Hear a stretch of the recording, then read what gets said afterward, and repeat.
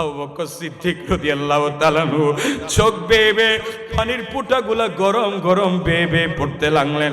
সাইয়েদনা আবু বকর সিদ্দিক কেঁদে কেঁদে জবাব দিলেন, এ রাসূল পাকের জামাতা মাওলা আলী শেরে খোদা, ফাতেমার স্বামী মাওলা আলী, হাসান হুসাইনের আব্বাজান মাওলা আলী, আপনি আমাকে কঠিন প্রশ্ন করেছেন, তবে এই কঠিন প্রশ্নের উত্তরটা আমি সিদ্দিক আকবর তোমাকে দিয়ে দিচ্ছি।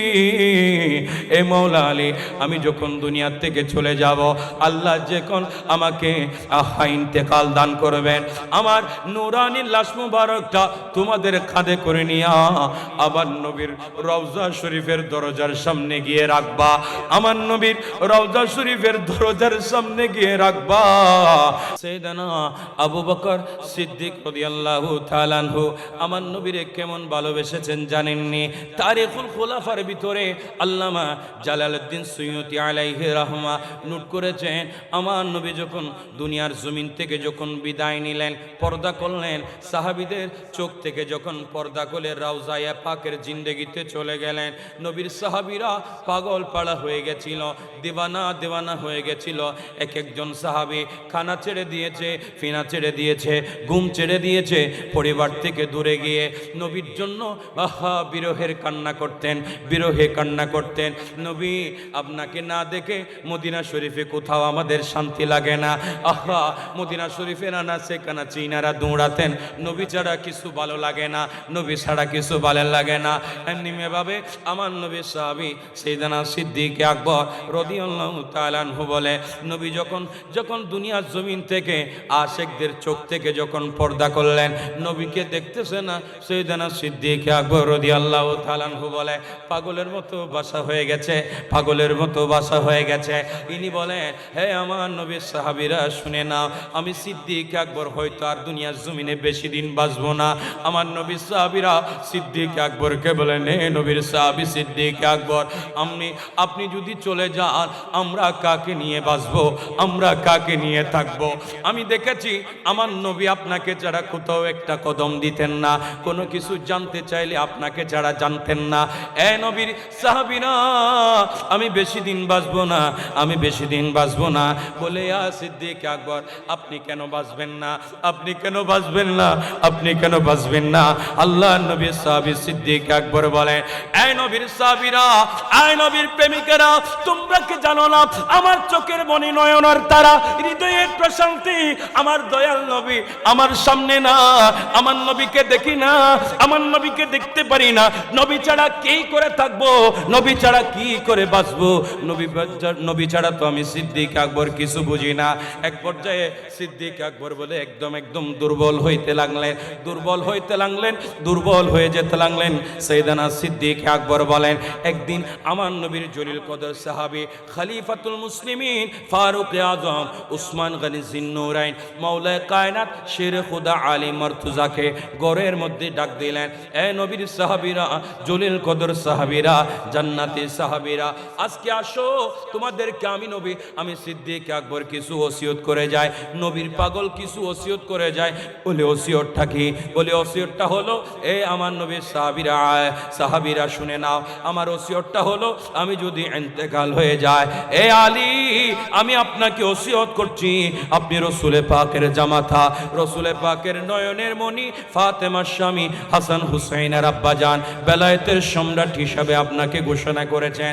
আমার নবী দুনিয়ার জমিন থেকে পর্দা করার পরে আমি দেখেছি আপনার বেলায়েতি হাত মুবারক দিয়ে আমার নুরুন নবীকে আপনি গোসল করেছেন। আমি যদি দুনিয়া থেকে চলে যাই, বলে যে হাত দিয়ে মোস্তফা নবীরে গোসল করায় আছে, এই হাত দিয়ে আমি সিদ্দিক গোসল পেতে চাই, এই হাত দিয়ে আমি সিদ্দিক গোসল পেতে চাই। যে হাত দিয়ে আমার নবীর নূরানি জিসিম মুবারকে পানি ঢেলেছে, ওই হাত দিয়ে, ওই আলী মারতুজার হাত দিয়ে আমি সিদ্দিক আকবরের শরীরের মধ্যে পানি ঢালবে, কারণ আমি সিদ্দিক নবী ছাড়া কিছু বুঝি না, নবী ছাড়া কিছু চিনি না, নবী হলো আমার মনের প্রশান্তি। আর একটু জোরে বলেন না, নবীর গোলাম, নবীর প্রেমিক, নবীর দেওয়ানা, নবীর ইশকের মামলা বোঝার জন্য সিদ্দিক আকবরের প্রেমের সাগরে একটু করে ডুব দিতে হবে। আমার সিদ্দিক আকবর বলেন, এ হালি আপনি গোসলটা করাবেন।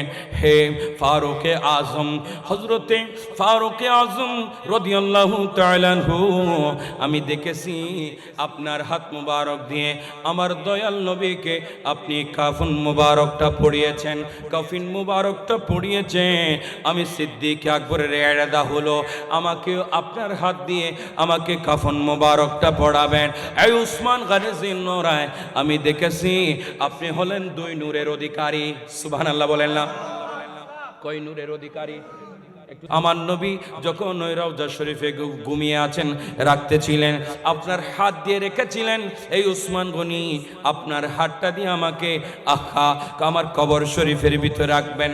এই কথা যখন এলান করতেছেন, আমার নবী সাহাবীরা বলে চোখ বেয়ে বেয়ে পানি ফেলে ফেলে কান্না করতেছিলেন। হযরতে মাওলা আলী শেরে খুদা রাদিয়াল্লাহু তাআলা আনহু, ফারুকে আজম রাদিয়াল্লাহু তাআলা আনহু, উসমান গনি জিন্নুরাইন রাদিয়াল্লাহু তাআলা আনহু, ইনারা কেঁদে কেঁদে বলে, সিদ্দিক আকবর হুজুর আপনি যদি চলে যান আমরা কি নিয়ে বাঁচব, কি নিয়ে থাকব, কি নিয়ে বাঁচব? এই সিদ্দিক আকবর আপনি আমাদেরকে ছেড়ে যাবেন না। মারহাবা বলেন।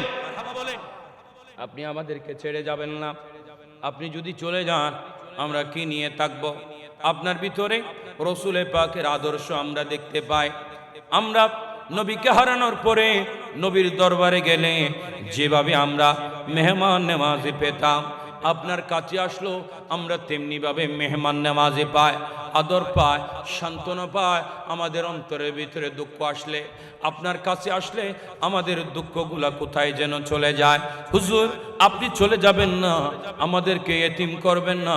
মদিনাওয়ালাকে হারিয়ে আমরা একদিক দিয়ে বেকারাল হয়ে গেছি, আর আপনাকে যদি হারায় দিই তাহলে আমরা তো একদম এতিম বনে যাব। হুজুর আমাদেরকে ছেড়ে যাবেন না। সাইয়েদনা আবু বকর সিদ্দিক রাদিয়াল্লাহু তাআলা আনহু বলে, একদিক দিয়ে অসুস্থ হয়ে গেলেন, দিন দিন দুর্বল হয়ে যেতে লাগলেন। এক পর্যায়ে সাইয়েদনা আবু বকর সিদ্দিক রাদিয়াল্লাহু তাআলা আনহুর অসুস্থতার মাত্রা যখন বেড়ে গেল, মাওলা আলী শেরে খুদা ইনার কাছে আদবের মাধ্যমে প্রশ্ন করতে লাগলেন, এ নবীর প্রেমিক সাইয়েদনা সিদ্দিক আকবর আমাকে গোসল করার জন্য ওসিয়ত করেছেন, ফারুক আজম রাদিয়াল্লাহু তাআলা আনহুকে কফিন মুবারক পরানোর জন্য ওসিয়ত করেছেন, হযরতে উসমান গনি জিন্নুরাইনকে রওজা শরীফে রাখার জন্য ওসিয়ত করেছেন। এই সিদ্দিক আকবর আপনি একটা ওসিয়ত তো এখনো করেন নাই, আপনাকে কোথায় দাফন করব? কি জান্নাতুল বাকিতে করব, যার জান্নাতুল মুআল্লা শরীফে করব? আপনার দাফনটা কোথায় করব? এই এলান যখন করতেছিলেন, সিদ্দিক আকবরের কান্নার রোল আরো বেড়ে গেল। চোখ বেয়ে বেয়ে টপকায় টপকায় বড় বড় গরম গরম চোখের পানিগুলা জোরে জোরে পড়তে লাগলেন। নবীকে হারানোর পর থেকে সিদ্দিক আকবরের চোখের নিচে বলে কালো একটা দাগ হয়ে গেছে, দুই চোখের দুই পাশে নদীর মতো সব সময় পানি জড়তে লাগলেন।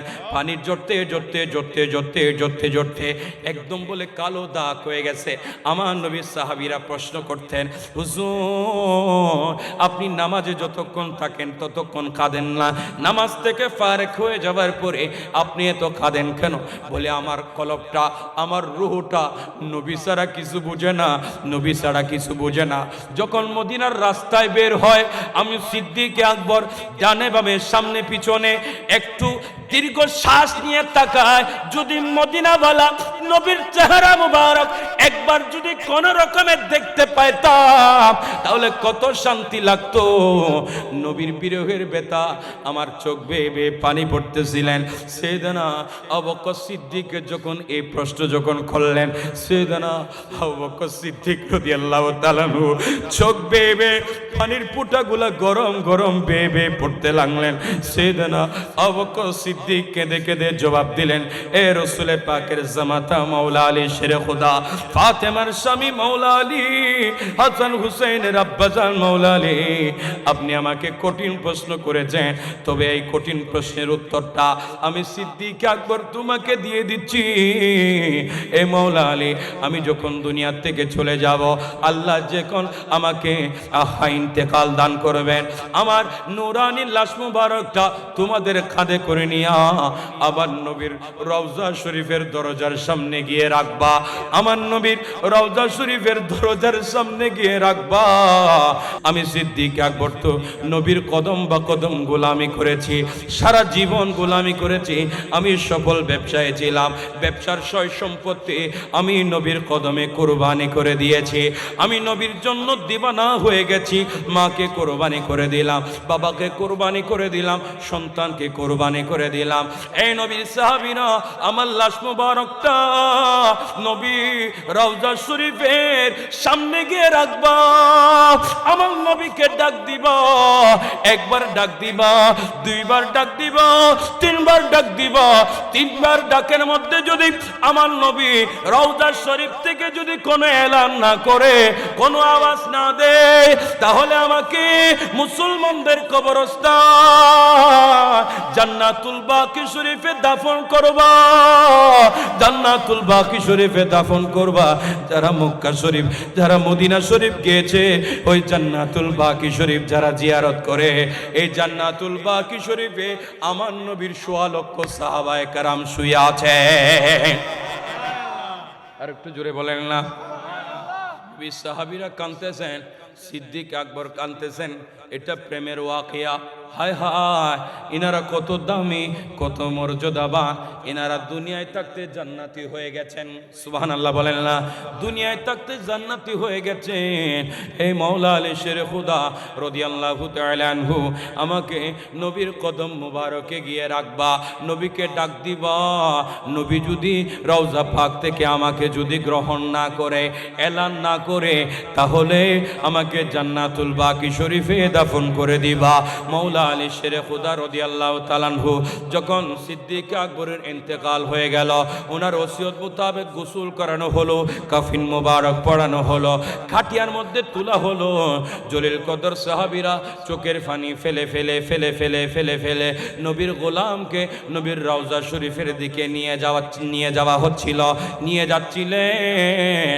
আমার নবীর সাহাবীরা আমার নবীর রওজা শরীফের দরওয়াজার সামনে যখন গিয়ে রাখলেন, সুবহানাল্লাহ বলেন, নবীর কদমে যখন নিয়ে গেলেন, মাওলা আলী শের খুদা বেলায়েতি জবান দিয়ে এলান করলেন, ইয়া রাসূলুল্লাহ, নবী আমার আপনার গোলামকে আপনার কদম মুবারকে হাজির করেছি। নবীরে আপনার এই প্রেমিক আমাকে ওসিয়ত করেছেন আপনার কদম মুবারকে রাখার জন্য। আপনি যদি ইনার জন্য কোনো এলান না করেন, জান্নাতুল বাকিতে দাফন করার জন্য বলেছেন। ইয়া রাসূলুল্লাহ, এই সিদ্ধান্তের জন্য আপনার রওজার দিকে আমরা মুতাওয়াজ্জো হয়ে আছি, অপেক্ষামান হয়ে আছি। সুবহানাল্লাহ বলেন। আমার নবীর রওজা শরীফের দিকে যখন বলে ইয়া রাসূলুল্লাহ বলে বলে ডাক দিচ্ছিলেন, একবার ডাক দিতে দেরি নাই, দুইবার ডাক দেওয়া লাগে নাই, তিনবার ডাক দেওয়া লাগে নাই। আমার নবীর সোনালী জালি সবুজ গম্বুজ মোবারকের রওজা শরীফের সোনালী সেই দরজাগুলা ঠাস করে খুলে যাওয়া হলো। গায়েব থেকে এলান করা হলো, হাবিবকে হাবিবের কলিজার মধ্যে দিয়ে দাও, মেহবুবকে মেহবুবের কলিজার মধ্যে দিয়ে দাও। আমি নবী তো সিদ্দিক আকবরের জন্য রওজা শরীফে ইন্তজার করে আছি, অপেক্ষা করে আছি। আমার সিদ্দিককে আমার কলিজার মধ্যে দিয়ে দাও। এই এলান মাওলা আলী শের খুদার কানে গেল, ফারুক আজমের কানে গেল, উসমান গনি জিন্নুরাইনের কানে গেল। মাওলা আলী শের খুদা সহ যত সাহাবায়ে রাসূল রওজা শরীফে দাঁড়ানো ছিল সবার কানে কানে গেল। সবাই রাসূল পাক সাল্লাল্লাহু তাআলা আলাইহি ওয়াসাল্লামকে লাব্বাইক ইয়া রাসূলুল্লাহ বলে হাজরা দিয়ে বলে, ইয়া রাসূলুল্লাহ, এই এলানের অপেক্ষায় আমরা ছিলাম, আপনার গোলামকে কোথায় দাফন করব? কোনো বেহুরমতি হচ্ছে নাকি? এটা আপনার গোলাম, আপনি তো বলেছেন সমস্ত নবীদের সঙ্গে থাকবে। আমার সিদ্দিক আকবরে আমার জান্নাতের ভিতরে আমার সঙ্গে থাকবেন, আমার সিদ্দিক আকবর রাদিয়াল্লাহু তাআলা। আর একটু